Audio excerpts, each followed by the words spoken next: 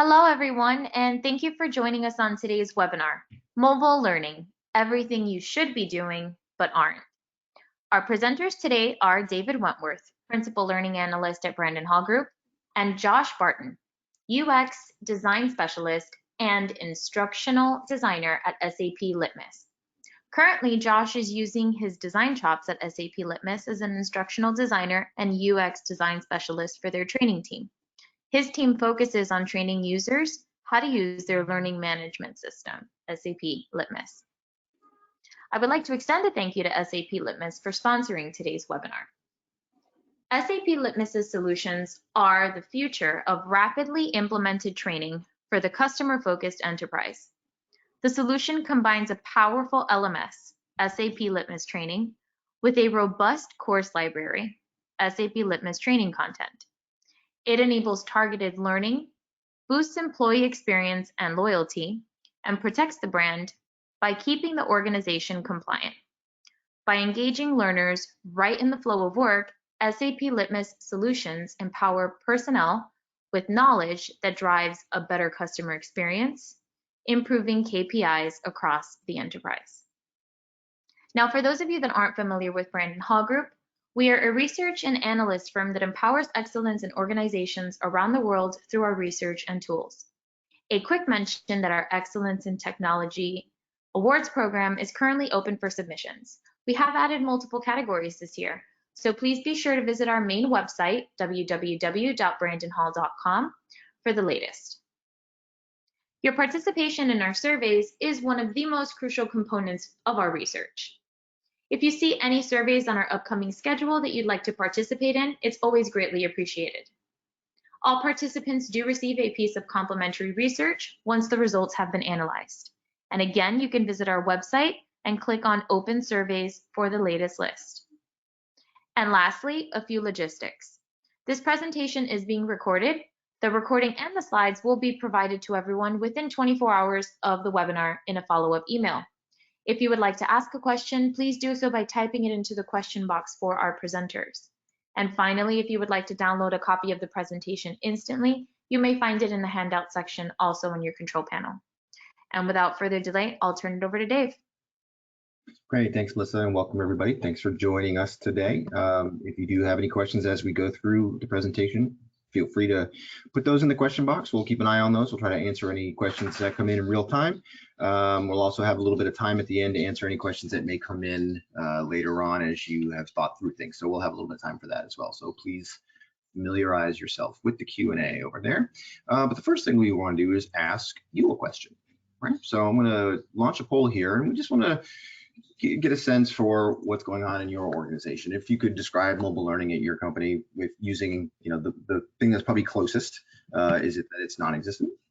Maybe it's happening here and there, and sporadically, or maybe there's a lot that's going on. A lot of people are accessing mobile learning, or perhaps your organization has taken a mobile-first approach to learning, and that's where most of the learning is happening. So just trying to get a sense of where folks on the call are, and then, Josh and I can talk a little bit about what we're seeing as we move through. So definitely. A couple more, we'll give it a couple more seconds here, just give enough people a chance to participate.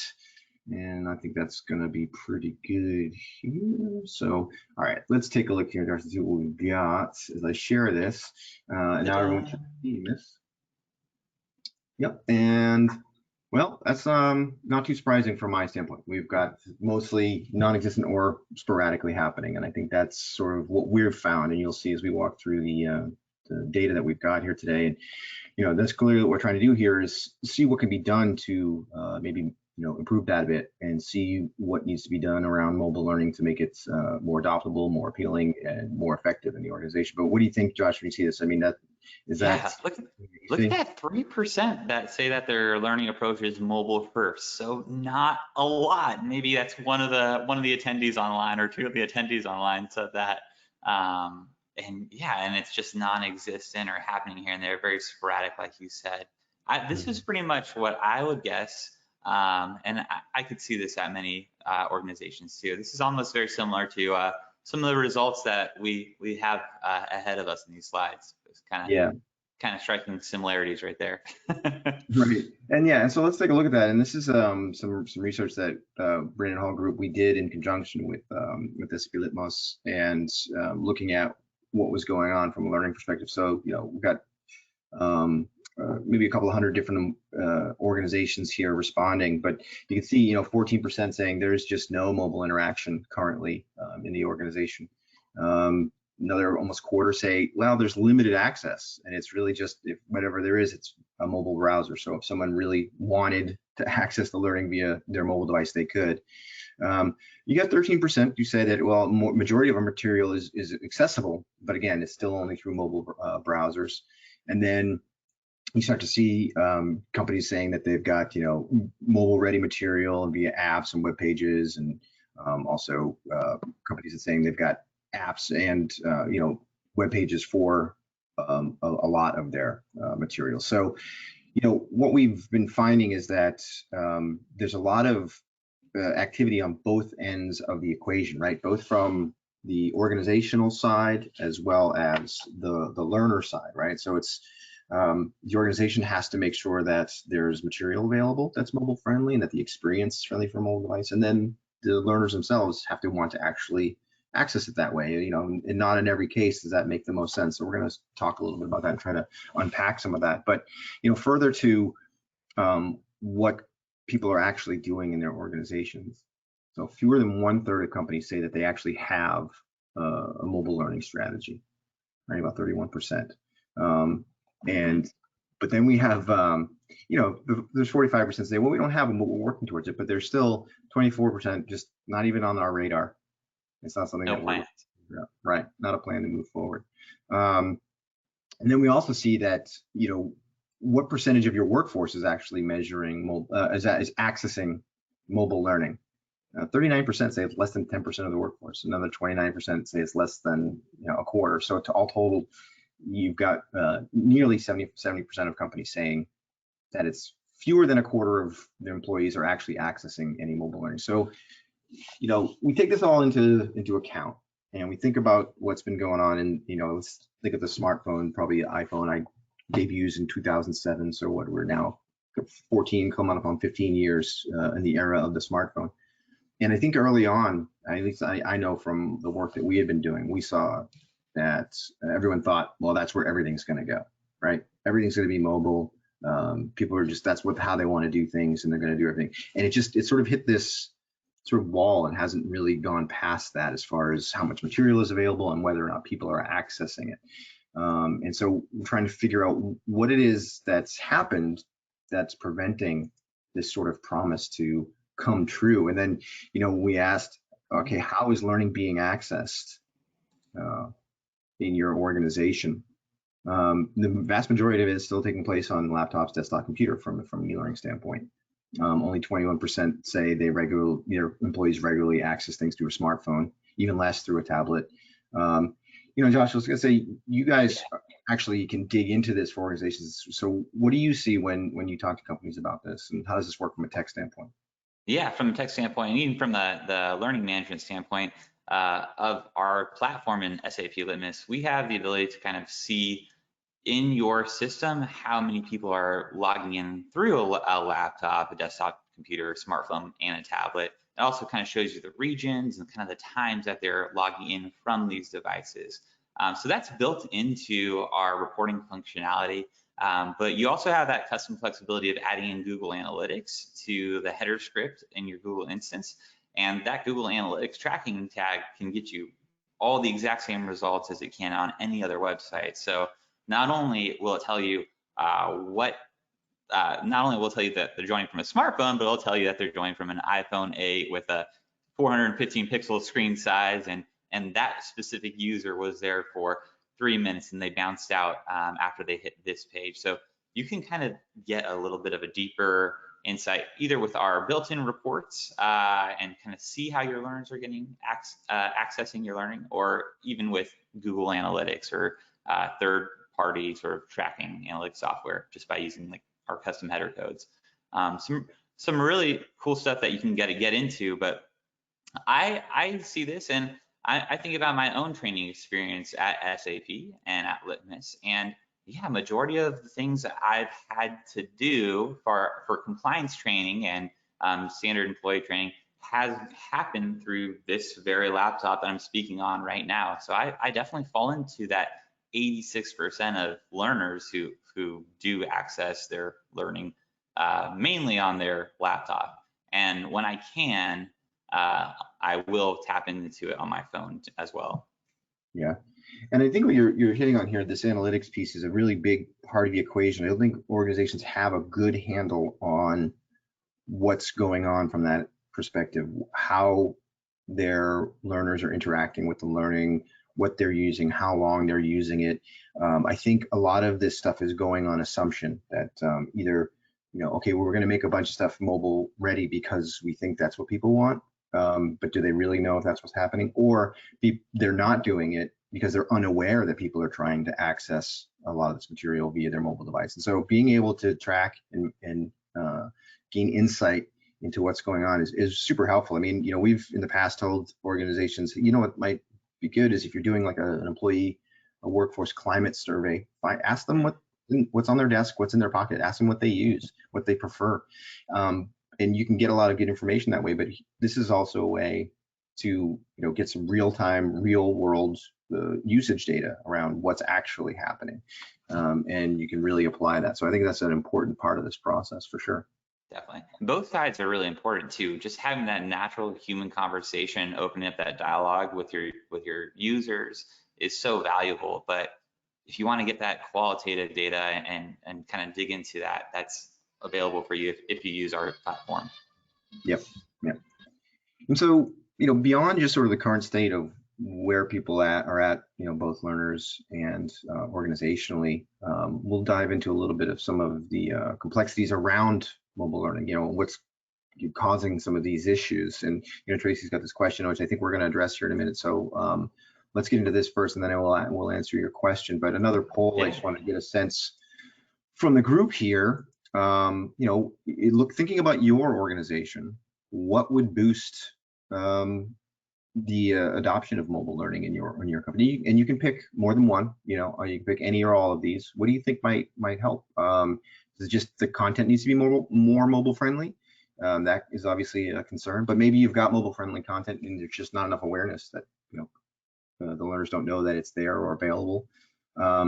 Perhaps you don't yet have a dedicated mobile app, which maybe people are more likely to use, and which will get them into the content in a more mobile-ready, mobile-friendly environment.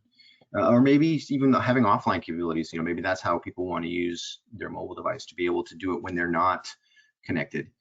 Even though we often talk about mobile devices being part of the big connected ecosystem. That's one of the other things about it, is it allows you to really get into stuff when and where you want, whether you're connected or not. So would offline capabilities be helpful as well? Yeah. Litmus has that. That was good. And use the SCORM and videos offline if you choose to download them. Yeah. And as people are voting on this, let's address some of the questions. So Tracy's question was, could concern with gaining buy-in for employees accessing mobile learning be security risks? And so what's interesting to me, and you'll see in this data coming up around, we ask companies what are some of the challenges, and we'll talk about it. But I think the security risk issue is more on the minds of IT and the organization side than it is on the learner side necessarily. But there are other sort of learner-based concerns as well that go to that. But I think the security issues are more on the IT side. And we'll talk, I think, Josh, about this, but I think at this point in time, some of the earlier security issues around mobile have dwindled or been mitigated to a lot of degrees. And so let's close this poll and we'll share the results. And the biggest thing, more mobile friendly content. It's just the content hasn't caught up. And that's not surprising. We see that in the overall sort of grand scheme of learning as things move to what companies want and what learners want, this more modern, intuitive experience, more in the flow of work. The idea is great. A lot of the platforms are designed that way. The content is sort of still dragging behind there to get into that, and that goes for mobile as well. Would you agree, John? Oh, absolutely. We do have a video I think we'll play after, maybe even the next slide, that shows the, we have a content author that you can build courses in Litmus. And in that, you can actually kind of preview what it looks like in the responsiveness form of the tablet or the mobile. And that content that you build will always be, quote, mobile friendly, right? Because it just automatically sizes well. A lot of times when you're building content with kind of the traditional like storylines, I know Rise does a very good job of making content mobile friendly. We've used that in the past before we had our own content tool, but like storyline, for example, like you have to make a separate version for you know, a mobile phone or a tablet. You kind of have to add in that extra layer of work to make something mobile friendly. My suggestion is if you can go with a tool that automatically makes mobile friendly content that is responsive. And I'm starting to see that in a lot of tools nowadays, and a lot of these web-based tools, kind of like the Litmus content author and kind of like Rise as well. But yeah, there's a big thing too. I mean, it's tied there with having a mobile app is just even more awareness, and that might be a leadership sort of thing, right? Where your leadership comes in there, or maybe it's even in the design of your instance where you call out that there is either they can view the instance on their mobile phone, or maybe call out your app for the LMS, say, hey, check it out on the app. There's things inside of certain like our applications that can even just force, if you're on the mobile site, it just forces you to go into the app. So that sort of thing, but having more awareness that you can do your training on a phone or on a mobile device in general might just be alleviated if leadership kind of addresses that, or that's kind of in your core learning strategy where you somehow communicate that to your learners or whoever you're training. Yep. No, agreed. And I think, you know, that actually gets to, you know, Andrea had a question about, you know, do we think that most people are using their laptops for training due to the preference of using laptops, or because most trainings are not well designed for mobiles, so the experience is better on laptops? And so, you know, I would say that it's definitely both, that people do sort of have a preference for it. But that, yeah, I think it's Josh was explaining, and we were talking about that, most of the training is not really well designed for mobile. And I think early on, especially you go back a couple of years when every provider out there would say, yes, we're mobile, and they would tick the box for that requirement. Yeah. The idea was like, yeah, what that means is if I open my mobile phone and I go to that web page, it'll go there, but it works. But then what happens when I'm there? And, you know, I think we've all seen it. You've in your own activities, even outside of work, you've gone to a mobile website and you watch how it tries to render and resize and reshape, and things are not where they belong, and you go to click the button you're supposed to click, and at the last second it jumps up half an inch and you're hitting something else. And, you know, that makes for a very poor mobile experience. And that's, I think, what we saw early on. Things are getting a lot more specialized, and that gets in actually what John mentions here is, would the best approach be to author everything in mobile and then expand it to desktop? And then the follow-up to that would a boomer and a millennial answer this the same way? So for me, I think there are a lot of organizations that take that approach, this mobile first. Like, let's design it to be as good and engaging as possible in mobile, and then we'll expand it to the desktop, so that when people use it on desktop, they don't feel like they're, you know, engaging with something mobile on their laptop or their desktop. But the content itself is very mobile friendly. And you know, as we get into this, and we'll talk some more, I don't want to, you know, do it all right here in this conversation, but I think that is something to think about. Is, let's be specific. We can't just apply that logic to every piece of learning we do, because that's just not the right approach. Mobile isn't necessarily for everything, right? There's a targeted approach to when and how we use it. So if the audience and the content and the time frame, all the, you know, variables that you're focused on, if they point to, hey, a mobile solution would make the most sense, then yes, probably design it mobile first, and then expand it to desktop so people could experience it that way, and then go the other direction with other things. But as we're talking, you can see the challenges that companies say that they face, and from our research. And of course, you know, user adoption is a big one. Bandwidth connectivity is an issue. And again, this is one that I've seen dwindle over the time, right? I mean, Wi-Fi has become ubiquitous. We've got 5G out there. Whether it works or not for you is another story. But you know, it's a completely different story, the connectivity issue from 2 years ago, say, and the fact that, you know, companies used to be concerned of, well, I can't have people using up their data, right? And very few mobile phone plans are still very data sensitive at this point, but it's still a concern, still something that companies have to think about, and that goes back to, you know, understanding what your learners are dealing with and what they have. Touching on the security ones, and Josh, if you want to jump on those too, Yeah. to me, I feel like that's become the, I don't know how to put this delicately. I feel like it's a cop out from IT sometimes. When you come to them with, hey, we want to add this new idea, this new solution, and it's mobile, and they go, oh, we can't. There's security issues. Security issues, yeah. I've seen that a lot too. I work with the product team, and a lot of times it really is true.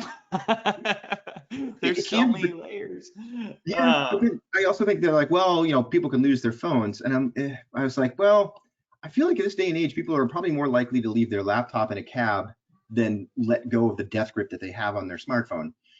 So, Definitely. you know, I think that security issue is different, and plus you can set it up where you can easily brick a phone remotely. Oh yeah. Quickly. Yeah. In seconds, I can just do that. A lot of those security issues have dwindled. So it's important to have an honest, informed conversation with IT when that one comes up, I think. And then even on my phone, I mean, I use my phone for work, and SAP mandates if you use your phone for work, you must have a password on it. And even not only my phone, but my Outlook application, I have to have my Face ID to even open up my email. I should have that on my Slack too, but there's a lot of things that we could do nowadays that definitely address that security concern. Yep.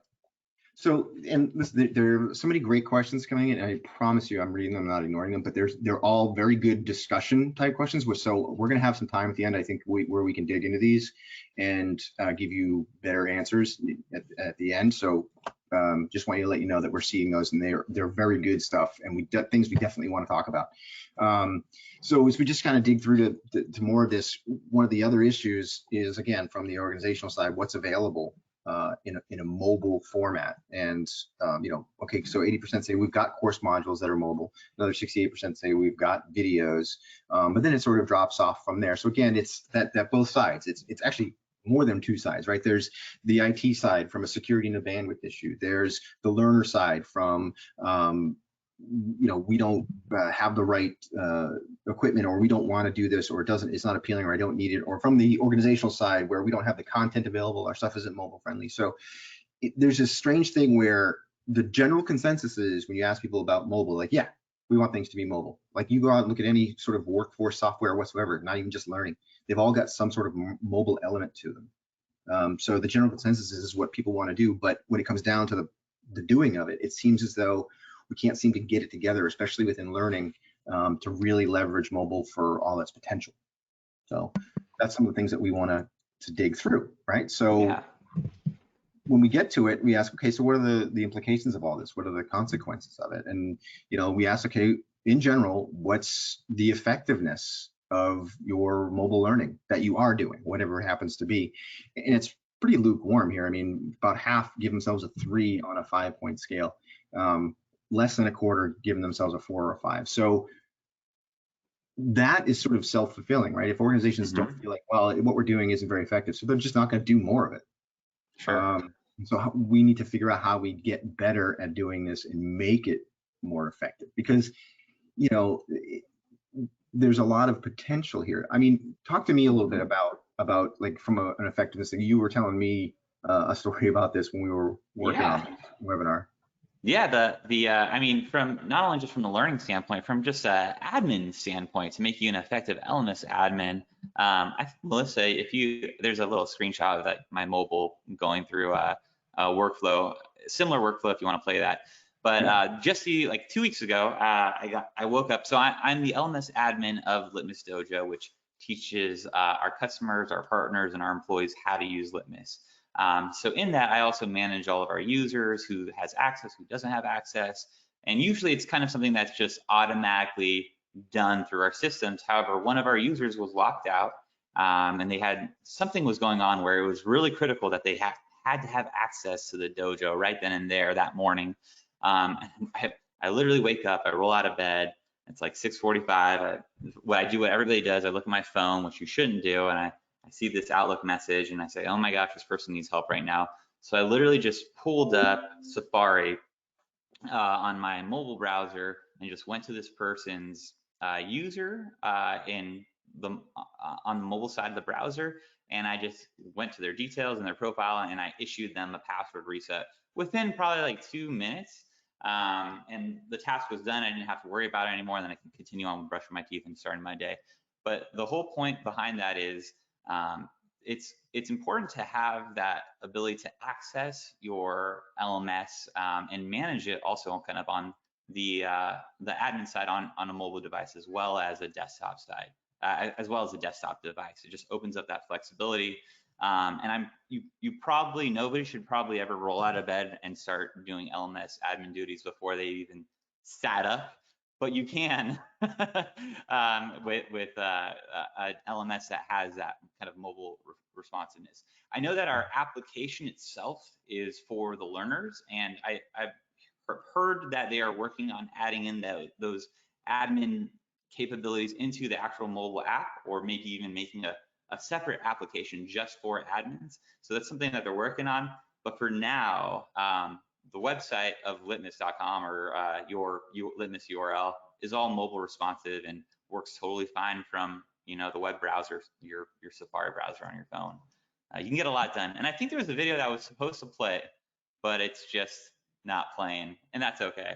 It was just a walkthrough of that mobile screen. It would have been better playing while I was talking. I'm not going to make you watch that. Yeah, for some reason it's just static, so let's... No worries. All right. Let's see if we can get it. Yeah, it's okay. But yeah, right. I mean, just to wrap that point up, it's not just for your learners. You have to also make sure that your admins and the people who are managing your training can also access the LMS on a mobile device and do core simple duties like assigning a person a course or maybe resetting their password.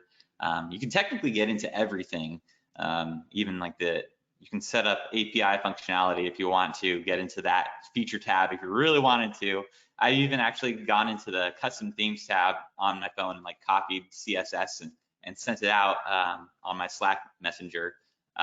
Just because I wasn't at my desk and I needed to pull some code. So you technically can get anything you need from the mobile browser of the website, but it's always good to have an app as well, like a dedicated app that allows you to carry out those admin duties, which we're working on. Yeah.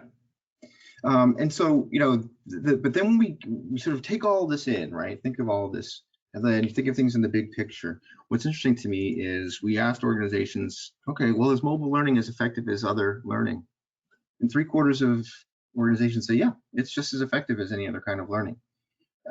Which, if they're one of those companies that gave themselves a 1 or a 2 on their mobile learning effectiveness, I worry for them because that means the rest of their learning isn't doing very well. Sure. But I think the idea here is that if we do it properly, if we apply it in the right way, then we can actually, it can be just as effective and actually more effective used in the right circumstances, right? If we use a more targeted approach to it. And I think actually, this might be a good moment to do this, Josh, is have you share this, we have an example of a company here. So let's bring that in and talk through this a little bit, and then you let me know, and I know I can play this video for you. I know this will work. Absolutely, yeah. So this is KI, is a recent customer of Litmus, and they do these kind of movable wall and furniture system solutions. So they have a lot of technicians and people in the field doing the things out and about that need access to their company on their mobile devices. And in part of that includes their mobile training and their what they do to learn how to do the things that they do to make those movable wall systems work, right? Not only that, but they can administer like customer service courses and enhance those soft skills while the technicians are also out and about. But yeah, so they chose Litmus. It says right here, because it's got a very mobile friendly interface. We've got a good CRM solution, But the coolest thing here is they actually saw a dramatic increase in adoption rates of their actual videos that they use. So they're very, very video heavy.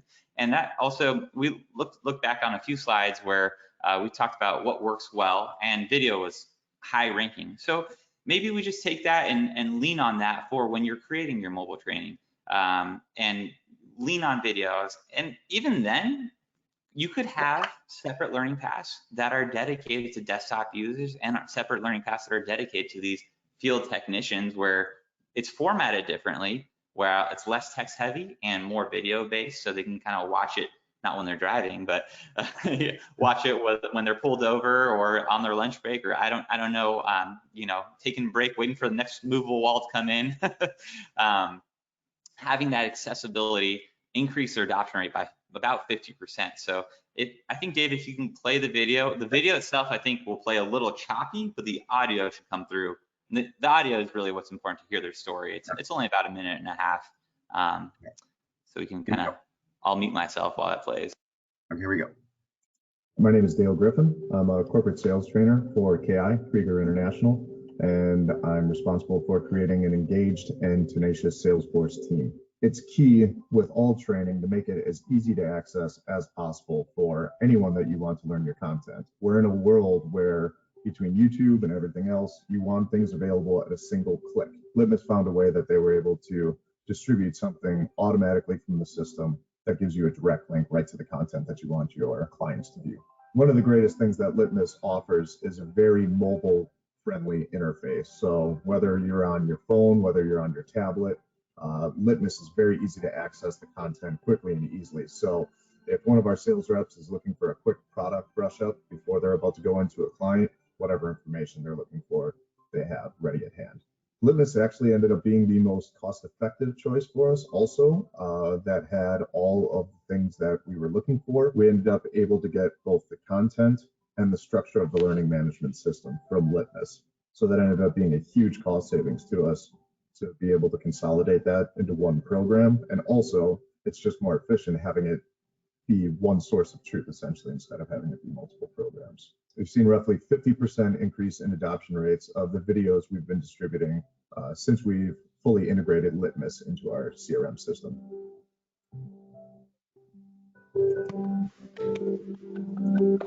Awesome.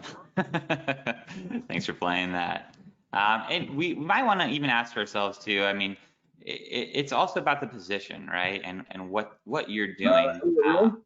Thank you for. That's fine. Stop. I think we're good. It's really about what your employees are doing too.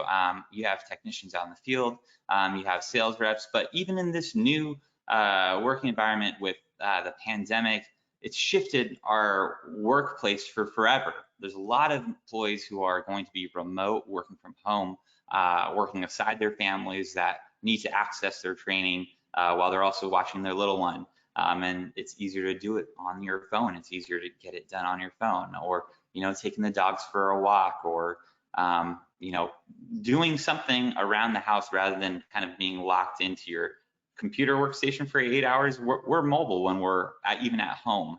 We're moving around. I don't spend 8 hours a day sitting here. I can't. My back would kill me. And so would my wife too. But we do have that kind of flexibility to be mobile, even just in our own home working environments. But it's all kinds of people who are using it. It's people who are working from home, people who are out in the field, people who are even just at their office who might be taking care of some other task on their computer and want to take care of their training on their phone, so they don't combine the two. I've actually had that same kind of experience myself, where I did some training on my phone because I had something going on my computer, and I didn't actually want to navigate away from that and pull away from that. So there's so many different use cases where training can work. It helped KI in their situation really well. And like they said, it was very video heavy. So it's also kind of a matter of what kind of content and making sure that content is mobile friendly, like we've been saying this whole time. Yeah, and I think, as we sort of get into some of the takeaways here, and we'll get into the discussion. A lot of great questions coming in that we want to talk about. I think you make a great point, this idea around video. This is something that we've been talking about for a few years now when we talk about mobile is, let's be realistic, right? People don't necessarily want you to take an e-learning module and cram it down onto a 6-inch screen. That's not what mobile learning is. People don't want to, have to zoom and pinch and find a button to move ahead. But video is one of these things where people are very accustomed to interacting with video on their mobile devices. They do it all the time, and outside of work. So they know how it works, and they're very accustomed to it. Video leverages the most real estate on a mobile screen, right? So it uses basically the whole screen, and so that when you think about, it's everything so small, at least we're leveraging everything that you've got. And so people know how to interact, they know how to watch it, how to use it. You can build simple interactions into the video so people can, touch, advance, answer questions during. So it's a great way to do it. And again, it shows that the biggest reason why mobile, I think, hasn't had the uptake that we thought it might is we just haven't put the right design principles in place, and the right strategy behind it. I think it's been more of looked at as yet another screen, right? So you've got people think, okay, I've got a desktop, and then I've got a laptop, and then this is just another screen that people can use to look at the material. But it actually is a whole other experience, right? It behaves differently. People interact with it differently, and we need to address that. And so there's a lot going on here. From this research and the interviews that we've had with organizations and things we talk about, in general, when done correctly, mobile learning is just as effective as other modalities. It can't be looked at as a concession, or a compromise that, well, we need to do some of it because we've got deskless folks that need to be able to, access this material.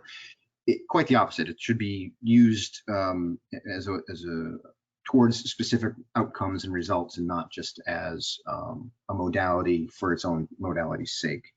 And then building up the strategy of how, when, and where, and even why you're going to leverage mobile learning, right? It isn't just about, it's got to be mobile because everything's mobile. The idea is how and where does it make the most sense to use it? So on the one side of the spectrum, I would say you're not going to use it for everything. But I also feel like almost any organization could find an opportunity where it makes a lot of sense to use it, some more than others. And then we've, Josh and I talked about this quite a bit, but the content needs to be optimized, not just mobile ready, but more optimized. If we're going to take that kind of targeted approach, then let's do it right? The content needs to take into account the fact that it's going to be typically used on a mobile device. We talked a little bit about the IT issues, but clearly, let's get that on the table. Let's find out what the actual challenges and bottlenecks and problems might be, and see if they're addressable, see if they're real.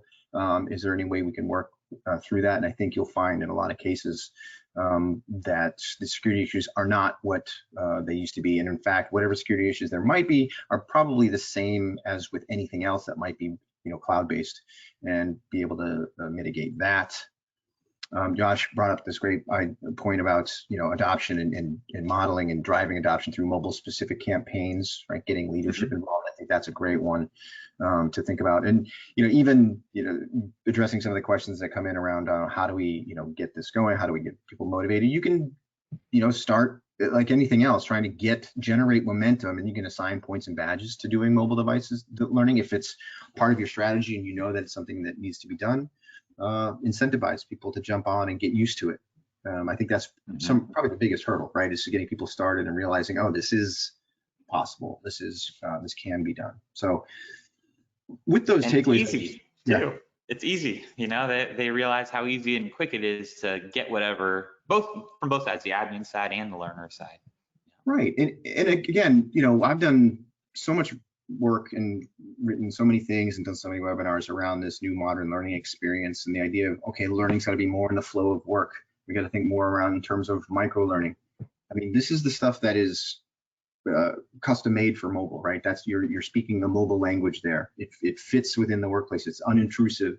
Moment of need. I mean, literal moment of need. Like Josh, you were talking, like you're in a waiting room about to meet a client. You can brush up on the product, you can brush up on the client, whatever it happens to be. Go through your if you're in sales, go through your challenges quickly on the mobile device before you get in there, and that's literal moment of need learning. That's what we think mobile would be, obviously a great application for. But absolutely. Yeah, so I'm going to get into some of these questions, Josh. I think there's a lot of really good ones. So I'm glad we have plenty of time to get to them. But I wanted to sort of start the conversation off with this, in that, we don't have your picture here, but luckily people can see. But what's interesting to me is one of the things that organizations have to be realistic about and maybe work through, especially in this new era of remote work. Even though people are going to start going back to the workplace, we'll have more remote workers than we have in the past. And I think you're right that in the organization's mind, I think they think, oh, people are working from home in their home office, so they don't need things to be mobile because they're not going anywhere. They're not commuting. They're not on the train. They're not. But I think anecdotally, what we've seen, what we've heard is you're right that, yeah, but people might want to go sit on their couch rather than at their desk for a little bit. Yeah. And maybe they want to, have the material with them. So I think that people are actually a little bit more mobile in this environment. So one of the things we have to be realistic about, though, is I think the mobile device represents this sort of final last line in the sand of the work-life balance for a lot of employees. It's, now that especially you're working from home, okay, work has overtaken the extra bedroom in the house or whatever it is. And, the phone is the last thing I have that's mine. And if they're not already doing other work-related material, other work-related tasks on their phone, it is that much more of a challenge to introduce mobile learning. So that's another thing to take into consideration. What other systems are people interacting with via mobile devices within the organization? If it's none, you might really want to rethink your mobile strategy. Not that you shouldn't do it, but rethink how you approach it, because that's an uphill climb, right? You're the ones that are going to have to try to break down that wall. But it's a good thing to keep in mind, because I do think that's one of the things we're seeing is, look, you can have all this other stuff, but leave my phone alone. Yeah, right. And I don't know if you pick up on that and ancillary to that, and someone had actually asked the question, I think, too, in here, and I'll scroll through, but one of the big challenges companies have faced in the past with hourly employees is, okay, the idea of a mobile device is you can learn in your downtime, but with hourly employees, is there really a downtime, and is downtime off the clock? And so can people be learning and accessing training off the clock? And that's probably so that's something, again, also has to be part of your strategy. You can't just assume, well, we've made this stuff available, you can access it on your mobile device on the train ride home, but if they're hourly, that's maybe not something that you can ask. So it's definitely something to take into account. So I don't know, as I scroll through some of these questions, Josh, and get ready to ask just your thoughts on some of that, like around, people's idea of what they're going to do on their mobile devices. Definitely. I mean, I think I like to think of things that I can get done quickly and just kind of get knocked out, right? Especially when it comes from a corporate training standpoint, when I have these compliance courses. When it comes to something that I want to really learn about, which you can all use Litmus for, to actually host real engaging courses about very interesting topics. I also, I don't know, sometimes I might want to go on a desktop, but like you said, being able to be at home and choose to sit on the couch rather than my work computer, or maybe just go outside on my patio, that having that flexibility is critical. But again, it does kind of depend on what I really want to train on. And if things are kind of condensed and more consumable and easier to kind of get done on my mobile device, I'm going to be more prone to completing on my mobile device rather than a in-depth sort of something that I need to like really research and know about. I might use my laptop or my desktop for that as well. Yeah. And also, I can't see the questions. I don't know, because I'm a panelist. So you'll have to read them out for me. But I'm gonna, yeah. And so here we go. I'll give you the first one here. Is what recommendations would you make for organizations to begin introducing mobile learning? From vendors to partner with, like who would you partner with? Obviously, I think you would probably vote for Litmos, that one. To adapting content for delivery, to measuring the value of mobile learning. I mean, honestly, Tracy, I think you've touched on some of the key elements there of introducing mobile learning. I think that the biggest thing is that last piece, right? Measuring the value. If you're able to show success case, like where, we did this particular set of mobile training for this one specific thing, and you can come back with learner feedback that says, oh, this was great, this helped us do this, that, and then use those success cases and build on those. I think that's a great way. But any other thoughts, Josh, about introducing mobile learning? Yeah, just coming on from a content development point, just making sure that the content that you put in front of the people, it just is bite-sized and consumable, so at least the ones that you're dedicating to your mobile learning strategy. Definitely. Yeah, and so continuing on the sort of the content design thing, John actually has some input here around this idea that Playmaker IQ thesis is that digestible content is 30 seconds max, and if that's applied, then mobile is easy. And that's again, yeah, you are correct in that. I think we need to remember that we're not trying to take e-learning modules and jam them onto a phone. Everything needs to be thought of in a much smaller, more digestible way when we put it on there. So people aren't going to spend an hour on something on their phone. It's for quick hits, reintroduction, support, pre-introduction to a bigger program, things like that. But time of need, moment of need, getting brushed up on something right before an important call, that sort of thing. Yeah, this is not a replacement for e-learning modules or in-person learning. This is a supplement. This is an addition, an enhancement. All of those things. Andrew was talking about we're talking about the resistance to it. So she was wondering if the resistance to mobile learning from employees is and this is something we did touch on this, right? Is it might touch on the employees. It might suggest or imply to some employees an unspoken assumption that they should or could be doing training on their own time. I did bring that up. That is something to consider, that you can't make that assumption. You can't put that on folks to say, oh, well, we've made it mobile, so you can do it, on your own time. That has to be part of the discussion if in the strategy of that particular program, if you're going to do that or not. But yeah, you can't just make that assumption. Yeah, especially if you're paying people too. I mean, they need to be compensated for their time if they're your employee. So you want to make sure that they're training while they're on the clock rather than off the clock, just to be fair for them, right? Yep.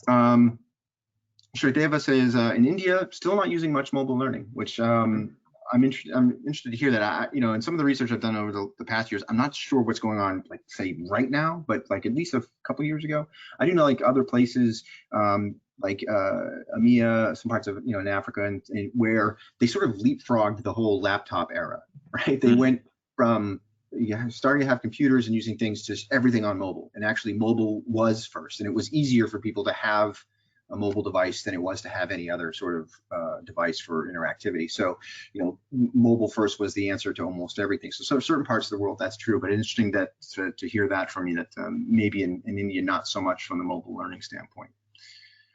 I don't know, Josh, do you guys get much feedback, or like from an international standpoint, do you see anything like that? I don't want to put you on the spot. I don't know if you no, I don't have any data that I can bounce off of right now that I can look at, but as far as like the login maps that I have analyzed, we have for specifically for the Dojo, because we have people who are logging in that are customers from literally all over the world, from China all the way to California, and they are also, there is a good amount of people who are accessing it via smartphone, but I don't have the exact data on hand, especially in India. I would like to see if I can kind of pull that up. Let me see if I may be able to pull that up. I'm not sure if I can though right now, but if you want to go on to the next question, I'll see if I can possibly pull it up right now. Yeah, so this is something I think we touched on a little bit, but we can dig in a little more. Melody was asking, do we know that, people want the same kind of training on a mobile device that they want on a laptop? And so, in her mind, thinking of job aids versus compliance and technical training. And yeah, I think we sort of talked through this, and you're right. It is two different things. There are going to be opportunities where the mobile device provides sort of a seamless connection. So there will be stuff that is both, laptop, desktop, sitting at a desk, mobile. People are going to want to continue and be able to go back and forth. So there will be some of that. But I also think there will be stuff that is solely or should solely be on the desktop, laptop, and other things that should solely be mobile. And again, it really comes down to what's the use case? What are you after? What are the results? What's the outcome that you're chasing, and how could mobile help with that? So, I'm sure Josh has got a million anecdotes like this. I've seen them where you look at field technicians, and this is where you see a lot of mobile, the deskless worker, people who are on a shop floor in a retail environment, field technicians. And we've seen field technicians who have their mobile device and they're able to scan a barcode or a QR code on a piece of equipment and get all the specs and data they need for that particular equipment before they start working on it. One of the examples, it was a cable and internet provider, and there's so many different modems and cable boxes out there at any given moment. They can't possibly have all of the information in their head. So they want to scan this device and say, oh, okay, I need to do this, that, and the other. We see it on the shop floor. You're about to use a machine for the first time. Scan the QR code. Here's a refresher on what this machine can and can't do. Here's, oh, by the way, you can't use it yet because you don't have the right certification, what have you, getting all of that right there on the mobile device. So it's about, specific use cases, I think. But you probably have all that stuff too. Yeah, absolutely. And just to even going further too, I know we talked about creating certain groups of people who can access mobile learning in Litmus. You can create sub-brands, and you have 500 users in your sub-brand, and they log into Litmus and they see a whole different kind of Litmus account. The colors are different and everything like that. But you can also even just dedicate some sub-brands to mobile learning only, sort of their course library, right? So if you had a field technician sub-brand where you can have all those router and modem references that are assigned to them, so they can not only log into their Litmus account, but see everything associated to their job in the field, get the visual of what they need to install and like where to connect. That can also be added to a quick course that's only assigned to their team, that's only visible to their brand. And you can do things in Litmus where you either customize their HTML banner and draw attention to that, or you just have them rely on going to the course library and using like the filters to navigate by modem type. Or you can also do a direct link with a QR code. If they're already in that Litmus instance, you can do a direct link with that QR code that goes directly into that course that has that information. So lots of stuff is possible. I like that idea of the QR code actually on the physical box to connect a user to their phone. That's really cool. And I would love if I'm not sure how many of our customers are using that capability, but anybody can create a QR code, and it's just literally just a link. So it's not like a special advanced technology that we have to invent. I mean, you can create a QR code, print it on anywhere, and just link it to whatever course in your LMS, and that gives you that instant access. It's pretty. That's awesome. And it brings to mind, I keep driving this point home, is this specificity of mobile learning, right? Using it in the right way. So the idea of, okay, we're going to talk about the mobile device. Well, let's think within the mobile device and understand that you're in a different environment. You've got something that has cameras, front, back, usually. So people can record their own content. We see a lot of user-generated content coming from phones. I mean, we're talking high def video in the palm of your hand, able to create that and then wrap it whatever needs to be wrapped to put out for further use, sharing best practices. It's also got geolocation. So you can, whatever information that you're gathering as a learner is specific to where you are, whether you work for a company that's got locations all over the place, different buildings. If you're in a specific building or a specific area, your phone can know that and provide you with the information you need for that particular location. So, there's a lot of interesting things that are very specific to the mobile device that we can leverage from a learning standpoint, for sure. Yeah, I like what you said about the video too, because you could be on a training, you can be, if you wanted to train your people out in the field, Litmus specifically has a module called the Learner Upload module, where a learner can record a video and submit it, and then they'll submit it to an admin or whoever you designate to be the admin of that course. And then they can submit a feedback, review, let you know how you did. So if you wanted to evaluate some of these juggling skills, you can set up your phone, walk away, and have them do the juggling, and then submit that and get a grade for that. So I mean, that's a kind of a wild use case. But if you wanted to train somebody out in the field and they actually were with some real equipment, plugging in things, checking, making sure that they're right, and they submitted that to their LMS admin to verify that they know that technology. That's a huge use case that has only really become relevant with that front and back camera in the last few years, having these mobile devices ready. I know you can also record from your desktop computer too, but still able to do it from your phone, which is really sweet. Yeah. So a couple different questions came in, so I'll sort of put them together into one, Yeah. but they're focused on measurement, right? So how do you know that mobile learning is effective and that it's a factor and that influence performance? And so my question back to anybody that's asking that question of us or themselves is, okay, how are you measuring any of the other learning you're doing? What is it lets you know that e-learning module was effective in driving behavior or an outcome? What makes you know that this particular video did that? In this case, that mobile learning is like other types of learning. It requires the same kind of input to what are we after when we're creating it? What specific things are we hoping will happen by delivering this? And then let's measure whether or not those things are happening compared to if they weren't happening prior to this training. So there's that, and there's also ask the learners themselves, Yeah. right? You do a lot of feedback, but this is one of those areas where it isn't just, hey, like the course. It's did this being on a mobile device, did that help you, and how, so just ask. Have a conversation, yeah. Yeah, and then you can Especially translate that if you haven't done it.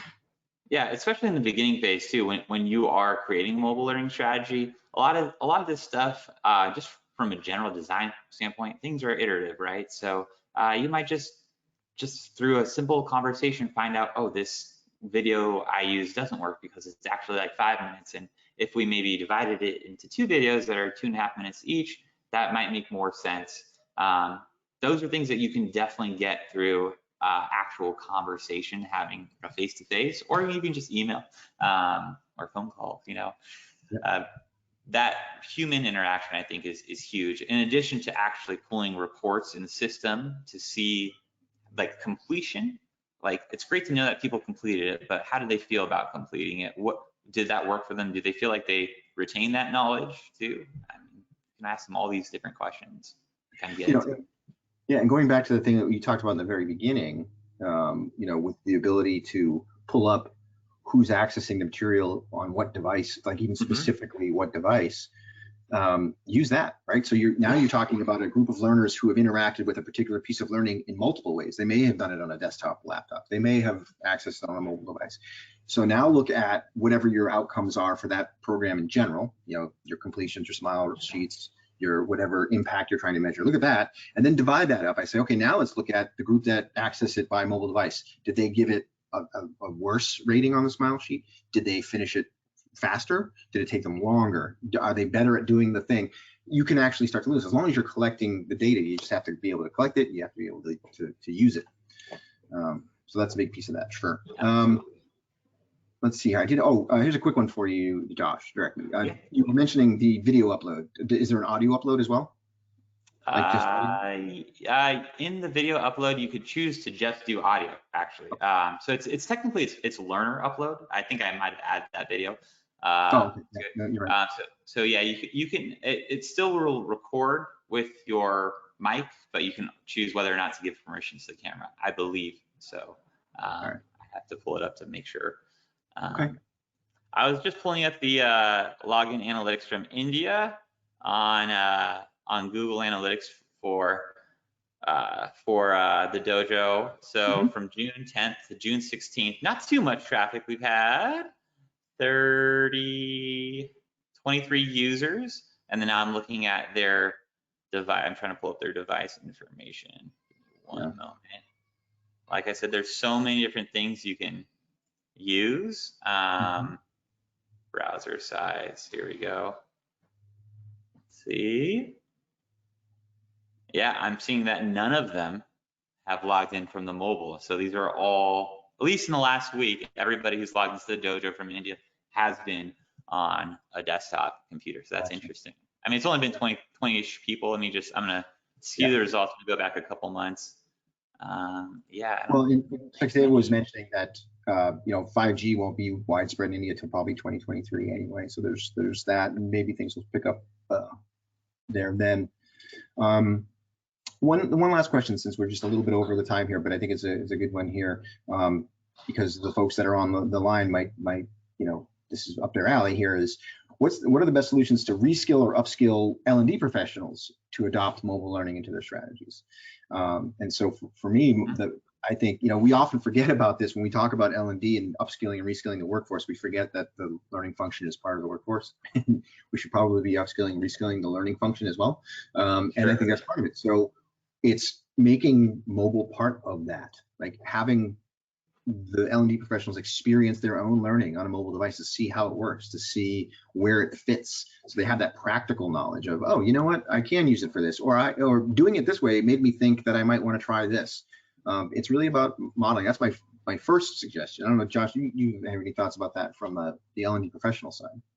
Yeah, I mean, also too, kind of just staying ahead of all the L&D trends, because new things and new technologies are coming out every year. So how to take advantage of those on your phone and kind of be aware of that. And also whatever LMS you're using, we always say like use blended learning, which means an approach of different kinds of modules, whether it's in person, but also just check out to see if you're really using all the modules that are at your disposal, because sometimes you might be pleasantly surprised that you're missing some features, or you're not using whatever platform you're using, whether it's Litmus or another LMS, to use all the appropriate modules. And then, yeah, just we talked a lot about like chopping up, leaning heavily on videos, making things kind of condensed, and also kind of, I love what David just said about looking at it yourself and assigning yourself and taking a step into learner's shoes and viewing it, because you need to definitely, as far as like, I mean, a QA process when you're building this, you have to see that side of it anyways. But you also just have to experience, does it make sense how you're presenting it on the mobile side? Would it make sense to create a completely different course for a mobile learner, or with different content or different, trimmed down content? Or does it work would this work on mobile devices as well as desktop computers? So just with regards to the content too, you just need to pay attention to that. Yeah, anything else, David, that you can add? Yeah, I think just sort of the last thought that I would leave on is, I think we talk a lot now as learning professionals about wanting more collaboration, more, I don't want to say social learning, because I think that's a sort of a dated term and conjures up the wrong ideas, but the idea that people, learning together, sharing their ideas.